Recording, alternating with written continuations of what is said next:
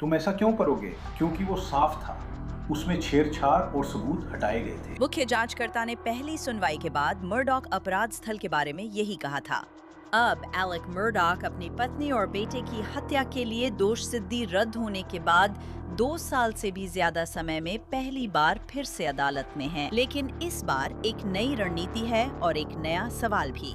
Maggi Murdock के नाखूनों के नीचे अज्ञात डीएनए मिला है। क्या यही उसकी आजादी की कुंजी हो सकती है, या ये मामला अब एक और मोड़ लेने वाला है? मैं अनजानित लेवी हूँ और ये है लॉ एंड क्राइम।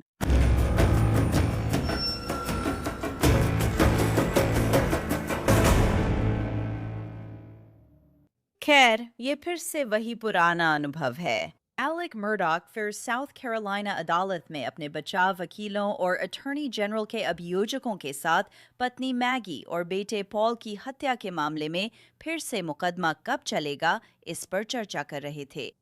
दूसरा मुकदमा यानी दोबारा चलने वाला मुकदमा, जो पहले मुकदमे से काफी अलग हो सकता है। जैसा कि हम जानते हैं, एलेक मर्डॉक एक दोषी ठग है। उसने स्वीकार किया है कि उसने अपने ग्राहकों से कई मिलियन डॉलर्स चुराए, जिनमें से कुछ बहुत गरीब थे। उसने कभी इस बात से इनकार नहीं किया। वो वित्तीय अपराधों के लिए दशकों से जेल की सजा काट रहा है, लेकिन उसने इस बात से इनकार किया है कि उसने 7 जून 2021 की रात अपने परिवार की मोज़ेल हंटिंग एस्टेट में मैगी और पॉल को शॉटगन और ब्लैकआउट राइफल से गोली मारी थी। हत्याएं बहुत भयानक थीं। पॉल को छाती और सिर में शॉटगन से गोली लगी थी। अभियोजकों का कहना है कि जब वो भागने की कोशिश कर रही थी, तब उसे ब्लैकआउट राइफल से कई गोलियां मारी गईं। अभियोजकों ने एलेक मर्डॉक के पहले मुकदमे में मां की तस्वीर पेश की, जो बेटे पर गोली चलने की आवाज सुनकर मदद को दौड़ी थी। क्रेटन वाटर्स ने कहा कि सबूतों से पता चलता है कि मैगी को दोबारा गोली मारने से पहले वो हाथों और घुटनों पर थी। एलेक मर्डॉक ने कहा वो उस रात केनल्स में पॉल और मैगी के साथ नहीं थे, लेकिन अभियोजकों ने पॉल द्वारा हत्या से पहले रिकॉर्ड वीडियो से इसका उल्टा साबित किया। दे दो, पीछे हटो।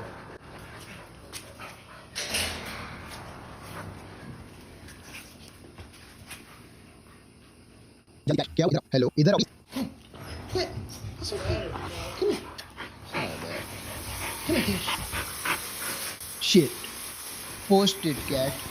अरे अपना मुंह मत जलाओ। बाबा, हाय बाबा।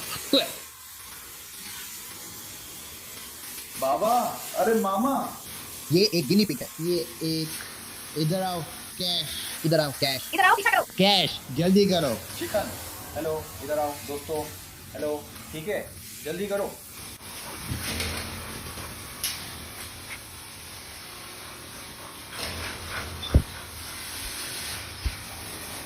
अब एलेक मर्डॉक को अदालत के क्लर्क के कदाचार के कारण नया ट्रायल मिला है। वकील मानते हैं वे कीनल वीडियो को समझा सकते हैं। और इस बार डिफेंस एक और थियरी को और गहराई से जांचेगा। वे मैगी मर्डॉक के नाखूनों के नीचे मिले अज्ञात पुरुष डीएनए की जांच करना चाहते हैं। इस पर थोड़ी ही देर में और जानकारी देंगे। डिफेंस को लगता है कि ये उनके लिए एक बड़ा धमाका साबित हो सकता है, जबकि अभियोजन पक्ष इसे पूरी तरह से नजरअंदाज कर रहा है। इस बार एक नई जज हैं। उनका नाम डेबोरा मैकैसलन है और वो बहुत सख्त लेकिन निष्पक्ष हैं। वो पहले डिफेंस अटॉर्नी थीं, जिन्होंने एक बार मर्डॉक के वकील डिक हार्पटलियन को ऐसे वकील के रूप में बताया था जिनकी वो प्रशंसा करती थीं। एलेक मर्डॉक की बात करें तो वो जब कोर्ट में अपने नारंगी जेल जंपसूट में हथकड़ी और बेड़ियों के साथ आए तो उनके चेहरे पर मुस्कान थी। जज मैकैसलन ने बिना समय गवाए सीधे काम पर ध्यान दिया। मैं देख रही हूँ कि यहाँ काफ़ी भीड़ है। सुप्रभात, नमस्ते। आप में से जो लोग कभी लेक्सिंगटन काउंटी नहीं आए हैं, उनका लेक्सिंगटन काउंटी न्यायालय में स्वागत है।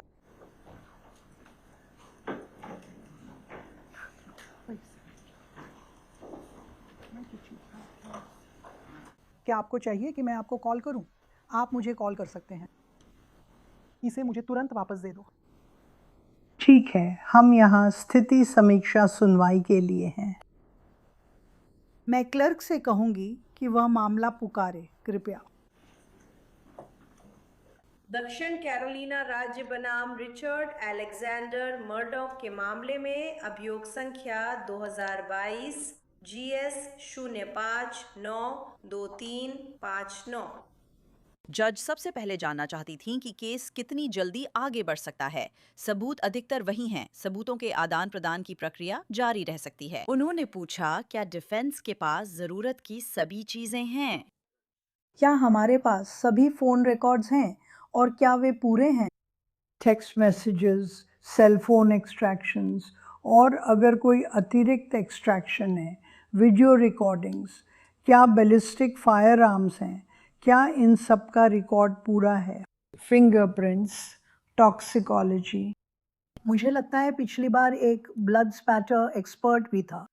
मैं बस जानना चाहती हूँ कि इन डिस्कवरी आइटम्स के साथ हम कहाँ तक पहुँचे हैं। मैं अभियोजन पक्ष को जवाब देने दूंगी। जी हाँ मैडम, योर ऑनर।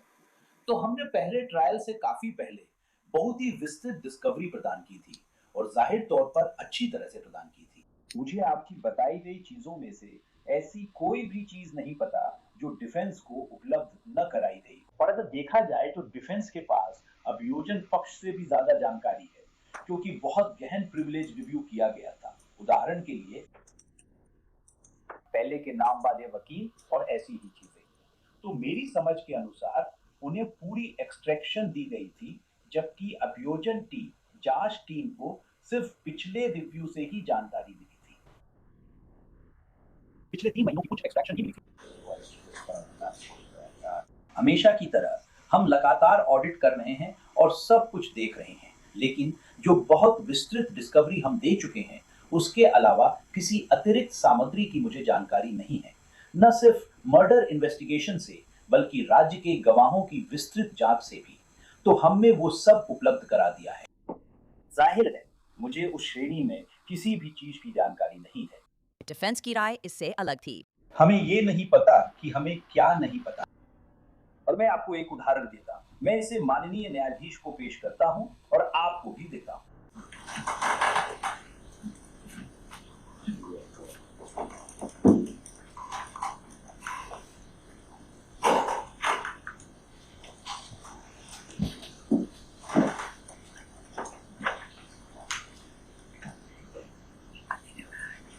माननीय न्यायाधीश, ये एक साक्षात्कार की प्रतिलिपि है जो एक व्यक्ति रॉडनी चैपमैन और एक अन्य अधिकारी के साथ किया गया था। वे लोग कौन थे जो सबसे पहले घटना स्थल पर पहुंचे, घटना स्थल की जांच की और फॉरेंसिक जांच में बहुत अधिक शामिल थे?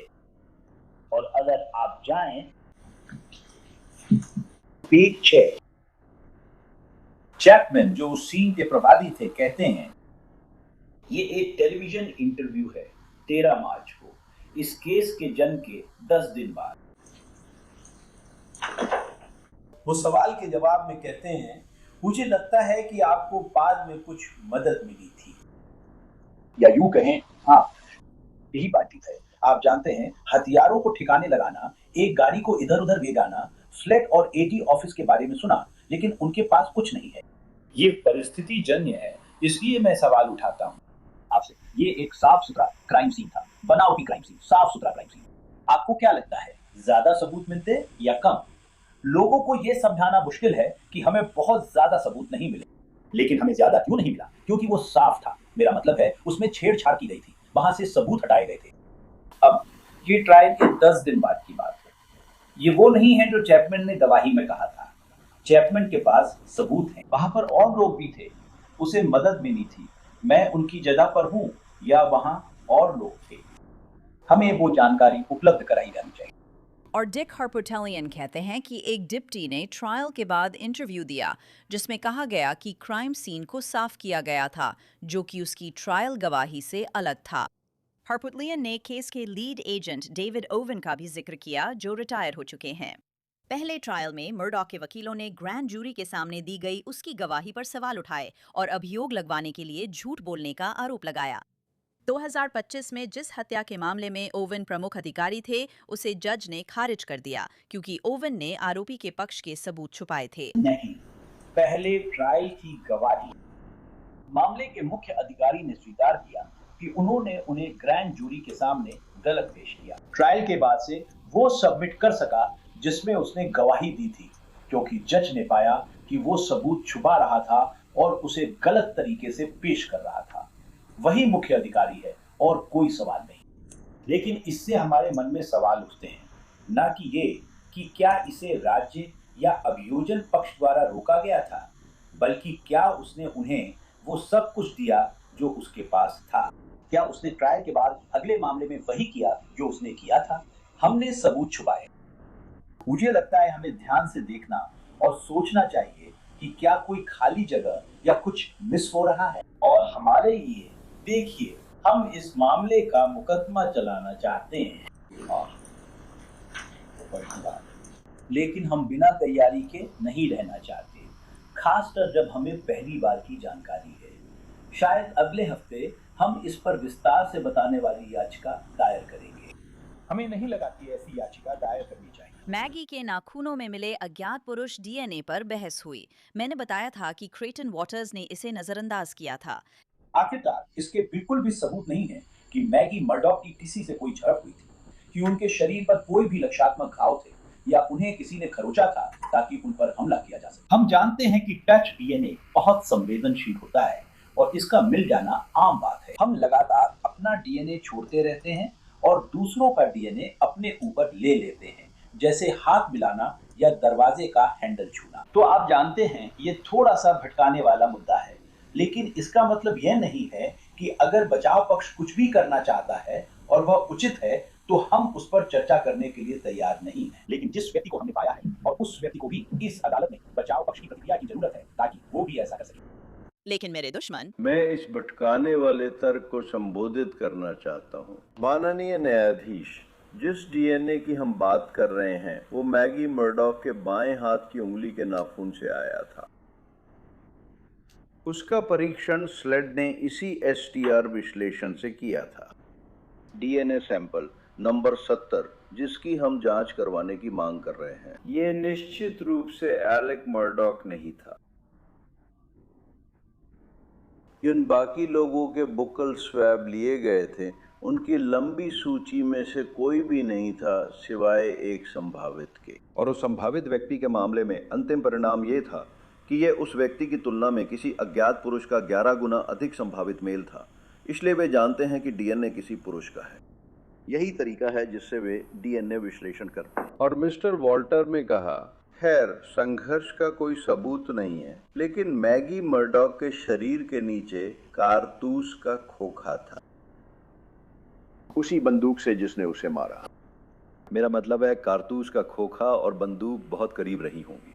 मैगी मर्डॉक का मोबाइल फोन अपराध स्थल से गायब था। क्या तब डीएनए ट्रांसफर हुआ था? हम नहीं मानते कि यह ध्यान भटकाने के लिए है, बल्कि यह बहुत जरूरी है। हालांकि बाद में यह नुकसान रहित भी निकल सकता है। हमें नहीं पता, लेकिन इसे देखना जरूरी है। डिफेंस चाहती है कि ऑथरम लैब्स मैगी के नाखूनों के नीचे मिले डीएनए का विश्लेषण करे। ऑथरम आमतौर पर कानून प्रवर्तन के साथ मिलकर वंशावली आधारित आनुवांशिक जांच का इस्तेमाल करके पुराने अनसुलझे मामलों को सुलझाने का काम करती है। ऑथरम ने एक सक्रिय नए मामले यानी 2022 के आइडाहो हत्याकांड पर भी काम किया और ब्रायन कोबर्गर को मुख्य संदिग्ध पहचानने में मदद की। मर्डॉक की रक्षा टीम ऑथरम के साथ मिलकर जानना चाहती है कि मैगी के नाखूनों के नीचे किसका डीएनए था। हमने इसके लिए भुगतान करने पर सहमति दी है और बस पृष्ठभूमि की जानकारी के तौर पर मैं आपको इसके लिए भुगतान करने दूंगी। ये हत्याएं 2021 में हुई थी। हम 2026 में हैं। 2021 में आर्टिफिशियल इंटेलिजेंस जैसी कोई चीज नहीं थी। 2021 में ये जेनेटिक जीनियोलॉजी बस शुरुआती दौर में थी। 2026 में हम बहुत आगे निकल चुके हैं और जो चीज हम मांग रहे हैं वो 2021 में असल में मौजूद ही नहीं थी। आज ये मौजूद है और ओथरम इस विश्लेषण को करने वाली अग्रणी लैब है। उन्होंने ये पिछले साल 2024 में किया था। आंकड़ों के अनुसार उन्होंने पूरे अमेरिका में कानून प्रवर्तन के लिए 200 पुराने अनसुलझे मामलों को सुलझाया है और रोज उनके साथ काम करते हैं। सबसे हाई प्रोफाइल मामला जो उन्होंने किया था वो इडाहो विश्वविद्यालय में था। मॉस्को इडाहो में हुई हत्याएं जो हमारे मुकदमे के पहले हफ्ते के आसपास हुई थी। इडाहो विश्वविद्यालय के एक घर में कॉलेज के बच्चों की हत्या हुई थी। उनके पास डीएनए सैंपल था जिसे कोडिस से जांचा। कुछ भी नहीं मिला, वहां कुछ भी नहीं था। आइडाहो पुलिस विभाग ठीक स्लेड की तरह ऑथरम के साथ अनुबंध था। उन्होंने टेस्ट ऑथरम को भेजा। ऑथरम ये जेनेरिक जीनियोलॉजी डीएनए विश्लेषण करता है और ये उस परिवार के सदस्य तक पहुंचता है जिसने डीएनए टेस्ट, वंशावली टेस्ट कराया था, उस व्यक्ति का जिसने ये हत्याएं की थीं, ब्रायन कोबगर।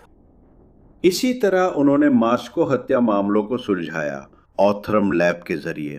फर्क ये है, और वे कहते हैं कि उनके पास कोडिस के लिए पर्याप्त सैंपल नहीं है, और मैंने लैब से इस बारे में बात की है और ये कोई समस्या नहीं है। कोडिस एक विश्लेषण का उपयोग करता है जिसे STR कहा जाता है। ये विश्लेषण SNP है और वे इसे SNPs कहते हैं। कोडिस के पास 20 डेटा पॉइंट्स हैं। SNPs में वे लगभग 500,000 डेटा पॉइंट्स का विश्लेषण करते हैं। अब इसमें थोड़ा समय लगता है और इसलिए देखो, हमें देखना होगा कि लैब क्या कहती है। उन्होंने मुझसे स्लेड से जानकारी लाने के लिए कहा है, जैसे कि वे इलेक्ट्रोफेरोग्राम या मिश्रण अनुपात देखना चाहेंगे ताकि वे इसे बेहतर तरीके से समझ सकें। मैंने मिस्टर वॉटर से कहा था कि एक नाम दें ताकि विशेषज्ञ संपर्क कर सकें, लेकिन जो वे ह्यूस्टन टेक्सास में कर रहे हैं वह साउथ कैरोलिना के स्लेड लैब में नहीं किया जाता। और देश भर में कुछ ही लैब्स हैं और वे प्रमाणित हैं। वे कानून प्रवर्तन के साथ काम करते हैं। मुझे नहीं पता उन्होंने स्लेड के साथ काम किया या नहीं। बात करने पर वे स्लेड से परिचित थे, पर उनके पास पूरा डिवीजन है। तो आपको किसी विशेषज्ञ का नाम या जिसके पास ये सैंपल है उसकी ज़रूरत होगी ताकि देखा जा सके कि कोई उपयुक्त सैंपल है जिसे आप भेज सकते हैं। और वे उस एक्सट्रैक्ट के साथ काम कर सकते हैं जिसका इस्तेमाल स्लेग ने अपने STR विश्लेषण के दौरान किया था। वे वहां उस पर काम कर सकते हैं, उन्होंने मुझे ये बताया है। लेकिन मिस्टर वॉटर्स, क्या आप उन्हें कोई नाम दे सकते हैं ताकि वे आगे बढ़ सकें? यही मैंने अपनी याचिका में लिखा है, योर ऑनर। अगर वे कृपया हमें एक नाम दे दें तो मैं खुशी खुशी स्लेड को उनसे संपर्क करने और उनकी संभावित क्षमताओं, प्रस्तावों और किसी भी प्रक्रिया के बारे में बात करने दूंगा। ऑथरम के जरिए डीएनए टेस्टिंग तय नहीं है। जज को अभी भी इसकी अनुमति देनी होगी और ये इस बात पर निर्भर करेगा कि सैंपल उपयुक्त है या नहीं। लेकिन मिस्टर ग्रिफिन, मैं आपसे यही चाहती हूँ कि आप ये पता करें कि इसका विश्लेषण करने में कितना समय लगेगा। आप जो मांग रहे हैं वो क्या है?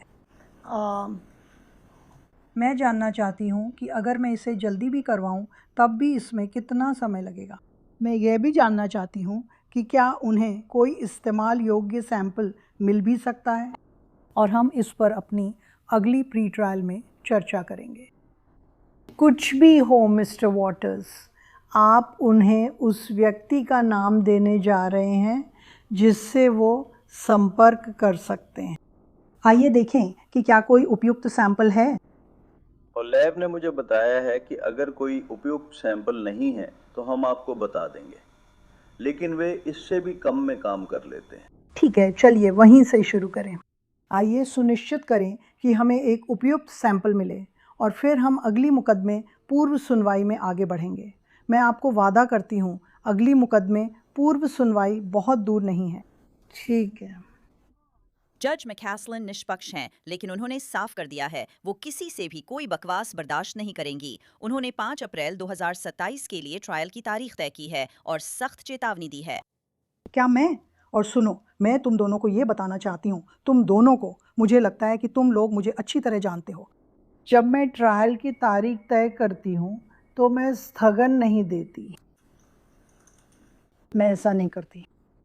बहुत अच्छा कारण होना चाहिए। तो 5 अप्रैल कैसी रहेगी मिस्टर वॉर्ड? जी मैम, तो हम तैयार हैं। मिस्टर हाँ, पर अगर डीएनए में ज्यादा समय लगता है तो हम कुछ वैकल्पिक व्यवस्था के साथ तैयार रहेंगे। या मेरे पास अगली मुकदमे पूर्व सुनवाई तक वो जानकारी होगी।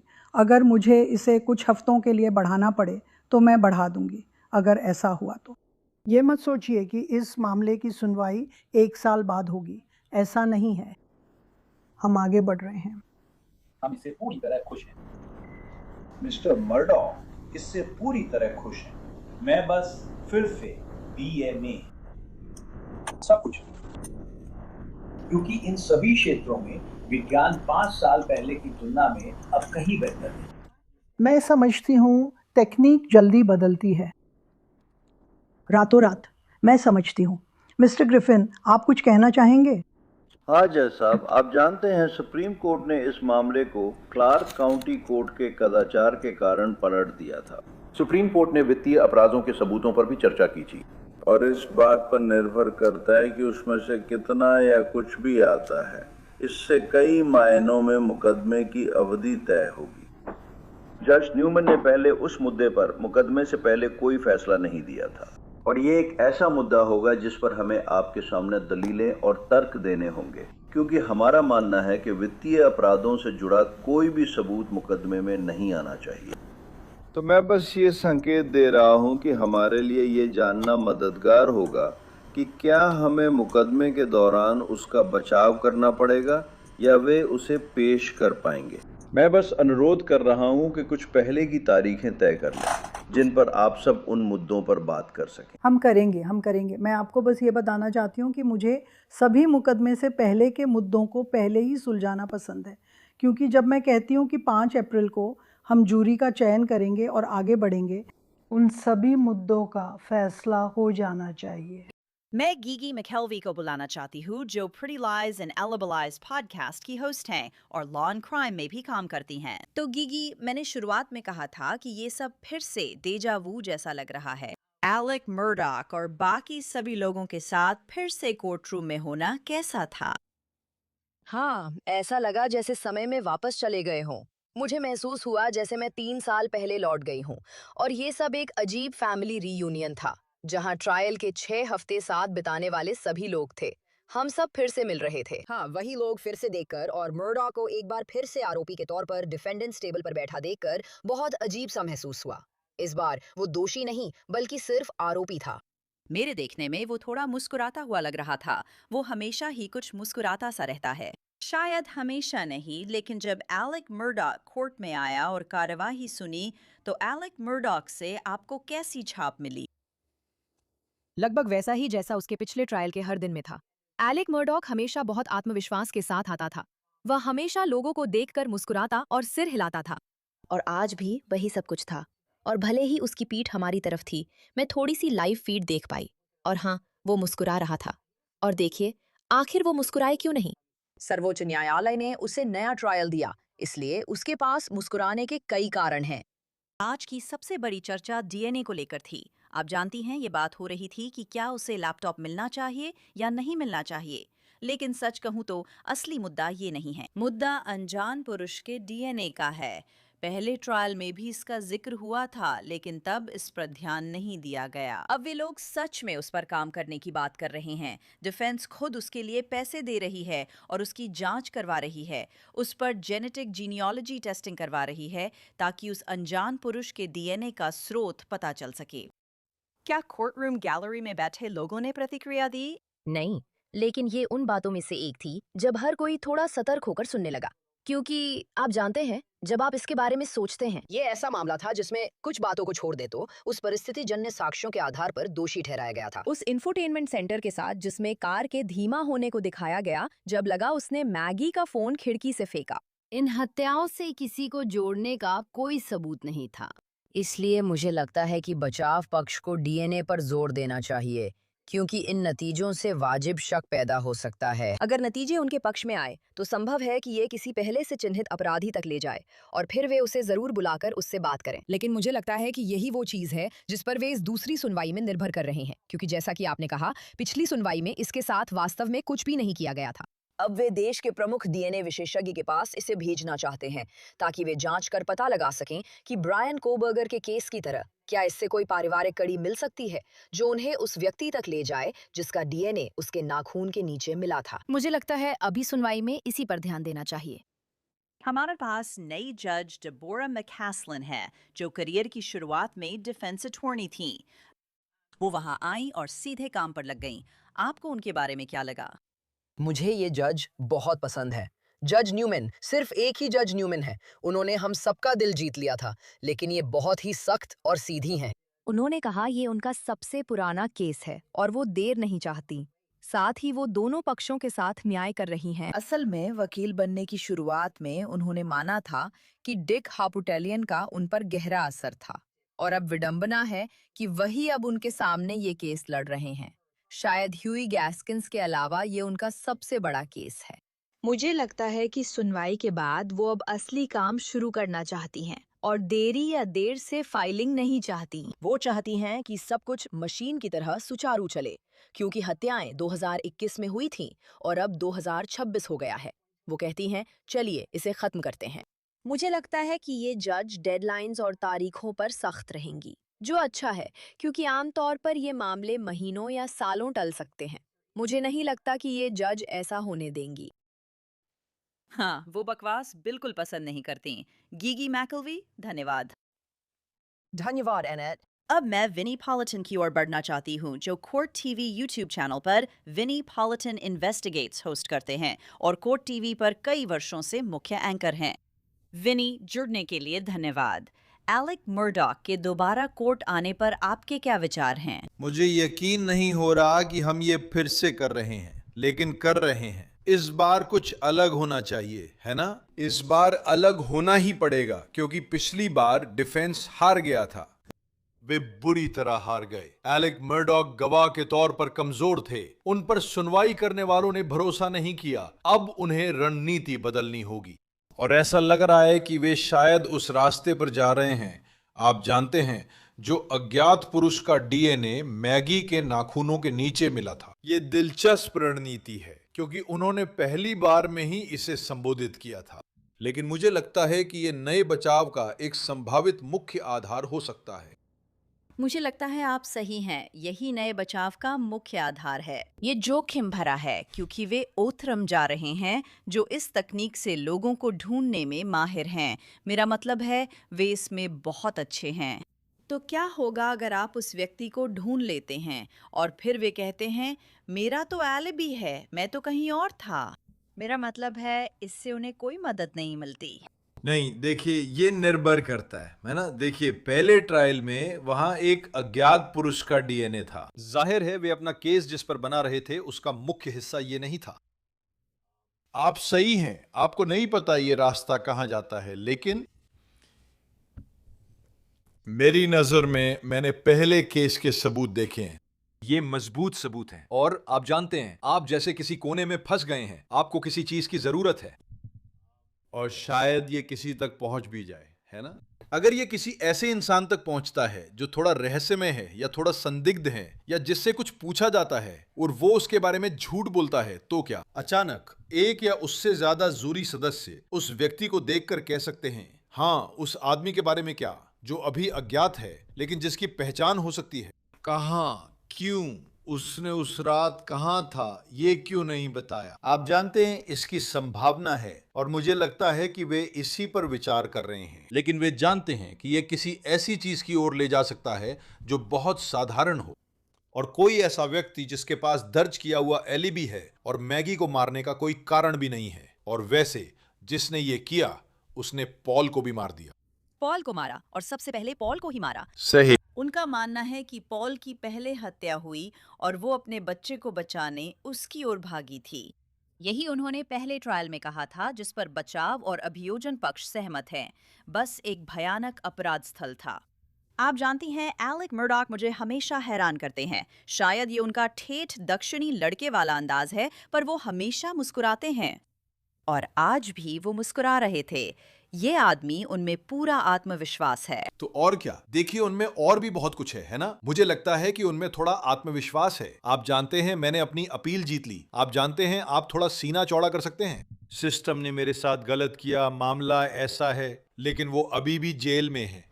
मुझे नहीं लगता, उनकी जिंदगी में खुश होने के कई कारण हैं, और यही मुख्य बात है ना? उन्होंने मुझे अपनी पत्नी और बेटे की हत्या का दोषी नहीं ठहराया, है ना? ये सबसे बुरा है जो कोई कर सकता है। और हाँ, मुझे उसका दोषी नहीं ठहराया गया। तो मुझे लगता है वो उसी बात का थोड़ा दिखावा करते हैं। आखिरकार ऐसा लगता है कि वो कहीं नहीं जा रहा। उसकी जिंदगी अब पहले जैसी नहीं रही, जब वो हेलीकॉप्टर से कॉलेज वर्ल्ड सीरीज में जाता था और जहां चाहे जो चाहे करता था। हर गलत काम से बार बार बच निकल जाता था। ये एक अलग ही दुनिया है। तो मुझे लगता है कि उस छोटी सी दुनिया में जिसमें वो अब रहता है, ये उसके लिए बहुत बड़ी बात है। ये उसके लिए वाकई बहुत बड़ी बात है और मैं अभी भी इंतजार कर रही हूँ कि डिफेंस अपनी टोपी से कुछ और जादू दिखाए, जो मुझे लगता है कि वो जरूर करेंगे। मुझे लगता है कि फिलहाल देखते रहिए वाली स्थिति है। सबूत वही हैं जो पहले ट्रायल में थे। अब देखना है आगे क्या होता है और उन्हें कीनल वीडियो से आगे बढ़ना होगा। तो देखते हैं आगे क्या होता है। विनीपोलिटन इन्वेस्टिगेट्स को कोर्ट टीवी के यूट्यूब चैनल पर देखें। धन्यवाद। बहुत बहुत धन्यवाद। जज के बारे में मेरी राय ये है, जज मैकैस्लन सख्त, निष्पक्ष और फालतू बातों में ना पड़ने वाली हैं। साथ ही उनका सेंस ऑफ ह्यूमर भी अच्छा है। वो इस केस के लिए परफेक्ट जज हैं। अभियोजन पक्ष को जरूरी चीजें दे रही हैं और बचाव पक्ष को जांच व विशेषज्ञ नियुक्ति का समय दे रही हैं। तो चलिए बस देखें कि वो क्या करती हैं। एलेक मर्डॉक की अगली प्री ट्रायल सुनवाई अगस्त में है। फिलहाल वो उसी जेल में है जहां वे राज्य और संघीय वित्तीय अपराधों की सजा काट रहे हैं। फिलहाल मुकदमे की तारीख अस्थायी तौर पर अप्रैल 2027 रखी गई है। जुड़े रहें। लॉ एंड क्राइम के दिस एपिसोड में बस इतना ही। मैं अंजनीत लेवी हूँ। मेरे साथ रहने के लिए बहुत बहुत धन्यवाद। अगली बार फिर यहीं मिलूंगी।